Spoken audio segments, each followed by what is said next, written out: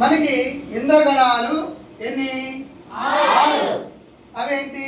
నలం, నగం, సరం, వదనం, రగణం, తగణం. ఇప్పుడు మనం నలం అంటే సింపుల్ ట్రిక్ చెబితే, నా అంటే నగరం పెట్టేసుకోండి.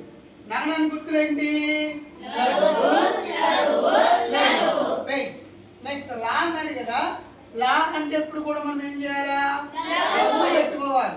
అంటే నగణం మీద ఒక లఘువు అని అర్థం. నలం అంటే నగణం మీద ఒక లఘువు. అలాగే నగం అన్నాడు, నా అంటే నగణం అని తెలుసు. నగనానికి గుర్తులేంటి? ఇప్పుడు గా అంటే ఏమనుకోవాలి మనం? గురువు అనుకోవాలి. అంటే నగణం మీద గురువు. అలాగే సరం అన్నాడు, సగణం మీద లఘువు. స అంటే సగణం, మనకు తెలుసుగా సగణం గుర్తులేండి? మరి లా అంటే ఏంటి? అంటే సగణం మీద ఒక లఘువు. తర్వాత వగణం ఎనగా మనకు తెలుసు, గురువు లఘువు లఘువు. రగణం మనకు తెలుసు, గురువు లఘువు లఘువు. తగణం మనకు తెలుసు. ఇప్పుడు మనం ఉదాహరణకు చూసుకుంటే మనసులు, చదువులు, మునుగంగా, దేశము, కీర్తితో రాజు.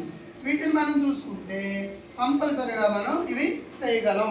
ఇంద్రగణాలు, సూర్యగణాలు చాలా ఇంపార్టెంట్. సూర్యగణాలు ఎన్నన్నా? 2. ఇంద్రగణాలు ఎన్నన్నా? 6 అన్నా. ఈ 8 గణాలు కూడా చాలా ఇంపార్టెంట్. ఓకేనా?